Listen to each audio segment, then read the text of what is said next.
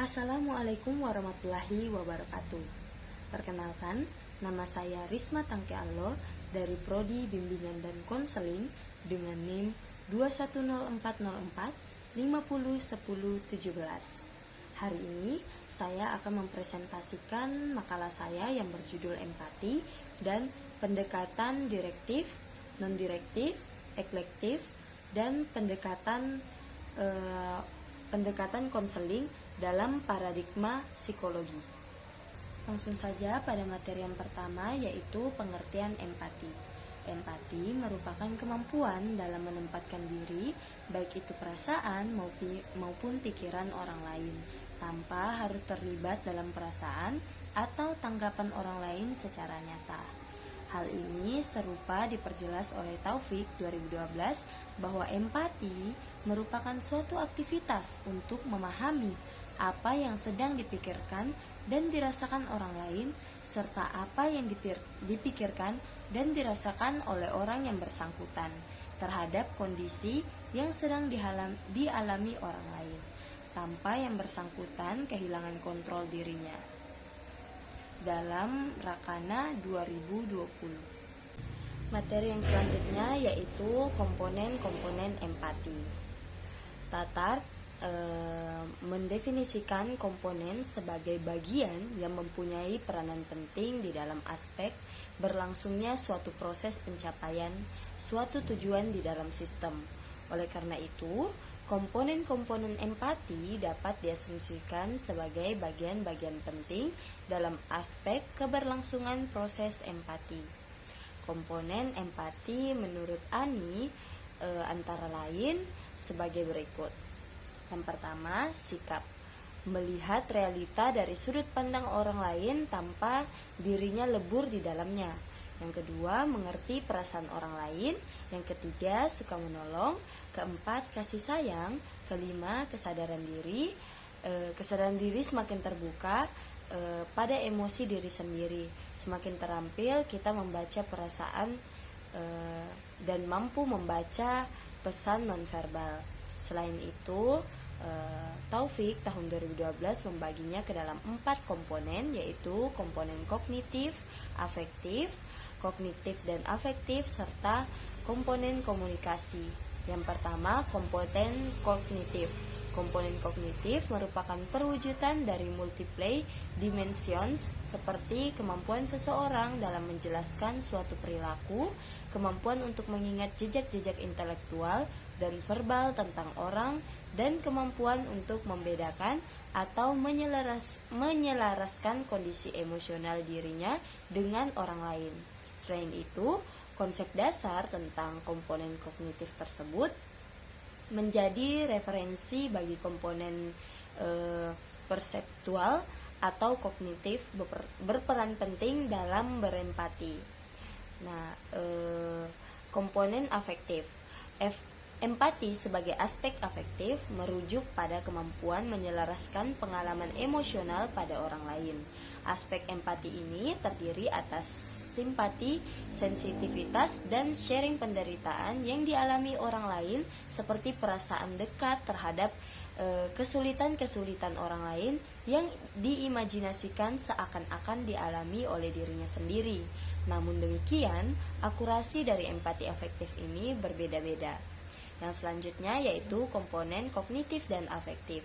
Empati sebagai konsep multiple dimensional yang meliputi komponen afektif dan kognitif secara bersama-sama terdiri atas komponen kognitif dan afektif yang tidak dapat dipisahkan. Selanjutnya yaitu komponen komunikatif. Munculnya komponen keempat didasarkan pada asumsi awal bahwa komponen afektif dan kognitif akan tetap berpisah bila keduanya tidak terjalin komunikasi. Komunikasi di sini ialah perilaku mengekspresikan perasaan-perasaan empati atau ekspresi dari pikiran-pikiran empati dan perasaan-perasaan terhadap orang lain yang dapat diekspresikan melalui kata-kata dan perbuatan. Materi yang terakhir yaitu peranan empati dalam komunikasi. Hakikatnya, peranan dirumuskan sebagai suatu perilaku atau tindakan yang dilakukan oleh seseorang. Dalam konteks ini artinya bagaimana seseorang itu berperilaku atau mengambil tindakan dalam berkomunikasi secara empati. Sangat penting memiliki rasa empati ketika berkomunikasi agar penyampaian suatu pesan yang akan disampaikan berjalan dengan lancar tanpa menyinggung pihak-pihak lain, karena pada dasarnya kehidupan manusia itu bersifat sosial sehingga diperlukan sikap empati agar terjadi komunikasi yang baik dengan berbagai orang. Dilansir dari Woman Talk tahun 2017, untuk dapat menilai atau memahami perasaan dan pemikiran orang lain, coba untuk membayangkan diri kita dalam posisi mereka. Nah, inilah yang dimaksud dengan berempati. Empati didefinisikan sebagai cara merespon terhadap keadaan emosi orang lain dengan reaksi emosi yang menyerupai seperti yang dialami orang lain tersebut. Misalnya, seseorang yang ikut merasakan stres sebagai respon terhadap temannya yang sedang mengalami stres. Empati ini juga mencakup rasa simpati dan rasa iba terhadap lawan komunikasi. Nah, bisa dikatakan empati merupakan kemampuan untuk menangkap pemikiran, perasaan, dan motivasi orang lain. Dalam buku yang bertajuk Komunikasi Empati dalam Pandemi COVID-19 karya Vinda Maya menjelaskan bahwa komunikasi empati mengedepankan bagaimana diri kita seperti sedang merasakan apa yang sedang diderita orang lain. Komunikasi empati berusaha lebih banyak memperhatikan apa yang menjadi keluhan dan kesulitan orang lain. Untuk itu, komunikasi empati idealnya dengan banyak mendengarkan, bukan komunikasi satu arah yang memaksakan orang lain hanya mendengarkan dan menjalankan instruksi belaka. Baik, itu dia tadi sedikit materi dari empati. Selanjutnya saya akan melanjutkan materi direktif, non-direktif, eklektif, dan pendekatan konseling dalam paradigma psikologi.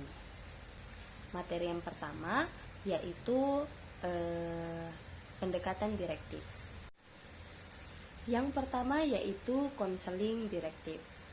Konseling direktif sering disebut dengan trait faktor konseling, di mana menekankan pada pemahaman diri melalui testing psikologis dan penerapan pemahaman dalam memecahkan beraneka masalah. Konselor secara yang dihadapi sadar mengadakan strukturalisasi dalam proses konseling dan berusaha mempengaruhi arah perkembangan konseling dan kebaikan konseli sendiri. Konseling ini menilai tinggi kemampuan manusia untuk berpikir rasional dan memandang masalah konseli sebagai masalah yang harus dipecahkan dengan menggunakan kemampuan itu.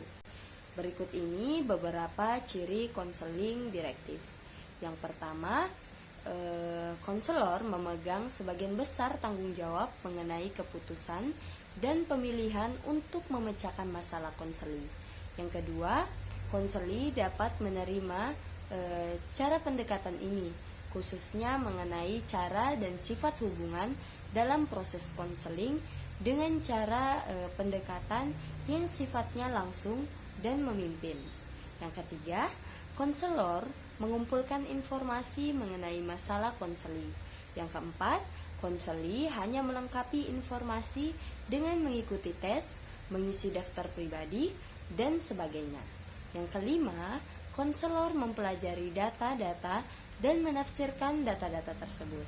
Yang keenam, konselor bersama konseli mempelajari bersama informasi, bersama-sama merumuskan serta menganalisis sebab kesukaran pribadi dan kemudian merumuskan keputusan bersama-sama. Yang kedua yaitu konseling non-direktif atau konseling yang berpusat pada siswa muncul akibat kritik terhadap konseling direktif atau konseling berpusat pada konselor. Konseling non-direktif dikembangkan berdasarkan teori teori client center atau konseling yang berpusat pada klien atau siswa. Pendekatan konseling non-direktif ini memberikan kesempatan dan tanggung jawab kepada konseli untuk mencapai tujuan konseling, di mana peran utama dipegang oleh konseli, sedangkan konselor hanya berperan sebagai orang yang penuh penerimaan dan pengertian terhadap problem konseli, serta menunjukkan sikap mau membantu. Jadi, dengan cara pendekatan ini, fungsi konselor hanya sebagai pendengar yang aktif dengan penuh pengertian dan perhatian, dan dapat memantulkan kembali pikiran dan perasaan konseli dengan disertai perasaan konselor yang menunjukkan sikap menerima dan penuh pengertian. Tujuan pendekatan konseling non-direktif yaitu 1. Membebaskan konseling dari berbagai konflik psikologis yang dihadapi. 2. Menumbuhkan kepercayaan pada diri konseli bahwa ia memiliki kemampuan mengambil satu atau serangkaian keputusan yang terbaik bagi dirinya tanpa merugikan orang lain. Yang ketiga, membedakan kesempatan seluas-luasnya kepada konseli untuk belajar mempercayai orang lain dan memiliki kesiapan secara terbuka untuk menerima pengalaman orang lain yang bermanfaat bagi dirinya sendiri. Yang keempat, memberikan kesadaran kepada konseli bahwa dirinya merupakan bagian dari suatu lingkup budaya yang luas. Walaupun demikian, ia masih memiliki kekhasan atau keunikan tersendiri. Yang kelima, menumbuhkan suatu keyakinan pada konseli bahwa dirinya terus bertumbuh dan berkembang. Adapun contoh konseling yang bersifat non-direktif seperti pendekatan humanis dan pendekatan eksistensi. Yang selanjutnya yaitu konseling eklektik.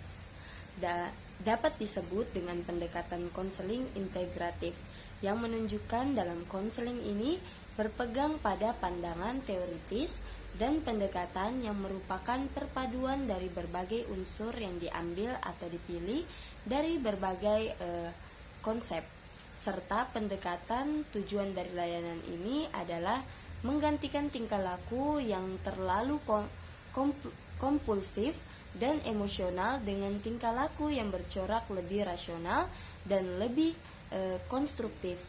Menurut klien dalam Arintoko mengemukakan bahwa konseling eklektif ialah teori konseling yang tidak memiliki teori atau prinsip khusus tentang kepribadian.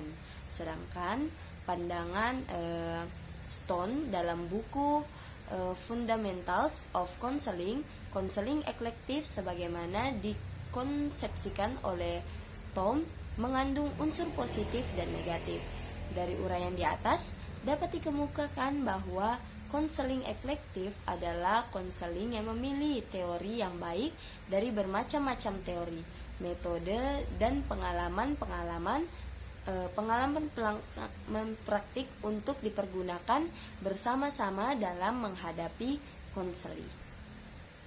Dan yang terakhir yaitu pendekatan konseling dengan paradigma psikologi humanistik, yakni guna menolong konseli menuju pendirian yang semakin kokoh serta lebih bugar pada dirinya sendiri. Yang normal sering dikatakan self-actualization dalam proses konselingnya sendiri ialah guna menolong konseli supaya mengetahui keberadaannya serta potensinya di dalam bumi. Cara yang dikenakan pada konseling ini cukup dengan client center of person center. Kemudian pendekatan konseling dengan paradigma psikologi behaviorisme berpandangan bahwa setiap tingkah laku dapat dipelajari dan proses belajar tingkah laku adalah melalui kematangan dan belajar. Manusia adalah makhluk reaktif yang tingkah lakunya dikontrol oleh faktor-faktor dari luar. Manusia memulai kehidupannya dengan memberikan reaksi terhadap lingkungan dan interaksi ini menghasilkan pola-pola perilaku yang kemudian membentuk kepribadian. Tujuan konseling behavioral berorientasi pada pengubahan atau modifikasi perilaku konseling. Beberapa teknik konseling behavioral adalah latihan asertif, desensitisasi sistematis, pembentukan tingkah laku model, dan lain sebagainya. Baik, mungkin hanya itu pemaparan materi saya mengenai empati dan pendekatan direktif, non-direktif, ekletif, dan pendekatan konseling dalam paradigma konseling. Mungkin hanya itu, kurang lebihnya mohon dimaafkan. Wabillahi taufik walhidayah. Wassalamualaikum warahmatullahi wabarakatuh.